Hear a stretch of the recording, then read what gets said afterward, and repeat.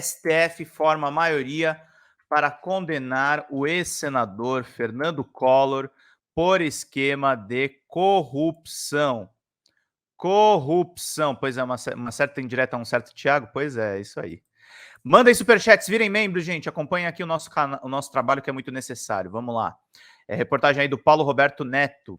Plenário do Supremo formou maioria para condenar o Fernando Collor de Mello, do PTB de Alagoas, por corrupção passiva e lavagem de dinheiro. Até o momento, 6 ministros votaram contra o ex-presidente na ação penal derivada da Operação Lava Jato, e apenas um para absolvê-lo. O julgamento será retomado na semana que vem. O que aconteceu?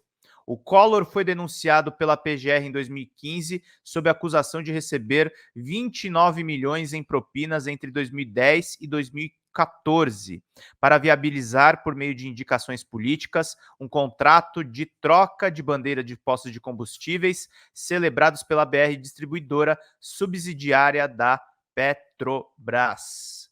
Vamos continuar acompanhando aqui, gente. Vou curtindo, vou compartilhando para que todo mundo fique muito bem informado. No STF votaram pela condenação os ministros Edson Fachin, Alexandre de Moraes, André Mendonça, Roberto Barroso, Luiz Fux e Carmen Lúcia. O ministro Nunes Marques foi o único a se posicionar pela absolvição. Ainda restam os votos de Dias Toffoli, de Gilmar Mendes e a presidente do Supremo, Rosa Weber. Nem o André Mendonça votou para absolver o companheiro bolsonarista Fernando Collor. Fernando Collor de Mello, eu vou contar uma história para vocês. Além da aberração que ele fez da poupança quando ele foi presidente da República, ele concedeu entrevista para o DCM, se eu não me engano, em 2019. Ele ficou em dúvida há um tempo se ele seria bolsonarista ou oposição ao governo Bolsonaro, porque ele estava ali no bolo do centrão, né? Quando o PTB se bolsonarizou, o Collor abraçou o Bolsonaro, o Collor fez de tudo aí para ficar nessa safadeza toda que a gente viu nesses últimos anos. Se for condenado, o Collor ainda poderá apresentar recursos do Supremo para questionar a sentença. A execução da pena, que estará fixada no final do julgamento, costuma ser iniciada após a análise desses recursos.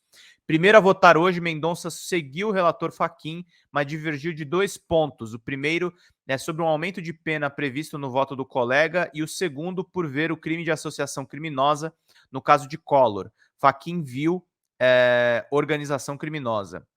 O ministro Nunes Marques, por outro lado, abriu a divergência. Para ele, não foram apresentadas provas suficientes do crime de corrupção passiva, como se trata de um crime antecedente ao de lavagem de dinheiro e de organização criminosa. O ministro também absolveu o Collor dessas duas acusações. A absolvição dos acusados é a medida que se impõe, disse Nunes Marques. O relator da Lava Jato no STF, Fachin, votou para condenar Collor a 33 anos e 10 meses de prisão, sendo 5 anos e 4 meses pelo crime de corrupção, 24 anos e 5 meses por lavagem de dinheiro e 4 anos e 1 mês por organização criminosa. A dosimetria da pena final ainda será discutida pelos ministros. Collor também ficará proibido de assumir funções ou cargos públicos pelo voto de Fachin. Os ministros Luiz Roberto Barroso, Luiz Fux e Carmen Lúcia acompanharam o colega, se unindo a Alexandre de Moraes, que votou com Fachin na sessão de ontem. Defesa de Collor diz que não há provas. Desde o início das investigações, a defesa tem afirmado que não foram produzidas provas que demonstrem que o ex-presidente recebeu os valores de propina e que as acusações se baseiam em delações premiadas. Em nenhum desses conjuntos de fatos, o Ministério Público fez provas suficientes ou capazes de gerar a mínima certeza com relação à culpabilidade, afirmou o advogado Marcelo Bessa na semana passada na abertura do julgamento. A defesa reitera a sua convicção de que o ex-presidente da República, Fernando Afonso Collor de Mello, não cometeu crime algum e tem plena confiança de que a proclamação do resultado final, de que essa convicção vai prevalecer, disse Marcelo Bessa, o advogado do Collor. Atuação sorrateira. Em voto de mais de 200 páginas, Fachin apontou a atuação sorrateira de Collor no esquema, apontando que o ex-presidente, como senador, desviou de suas atividades parlamentares para a articulação de negociações espúrias. Fachin defendeu uma pena mais dura que a PGR. Em parecer, a Procuradoria defendeu uma sentença de 22 anos de prisão, enquanto o ministro votou por 33 anos, em regime fechado. O que se extrai do caso, em análise, é o absoluto desrespeito aos princípios de observância obrigatória pelos exercentes de função pública, sobre os quais não lhes foi outorgado qualquer limite transacional. A situação se agrava quando o distanciamento do interesse público é verificado na conduta e estimulado por um legítimo representante do povo, em favor do qual os eleitores, no exercício da soberania popular, depositaram suas confianças para representá-los nos trabalhos voltados ao alcance dos objetivos da República, disse o Edson Fachin, relator da Lava Jato no Supremo.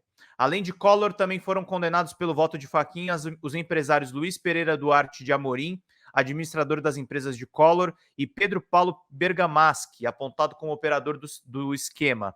O primeiro teve pena fixada pelo relator em 8 anos e 1 mês de prisão, e o segundo a 16 anos e 10 meses de prisão. O trio também deve pagar 20 bilhões a título de indenização por danos morais coletivos pelos termos impostos pelo Fachin. É isso, queridos. Essa situação de Fernando Afonso Collor de Mello.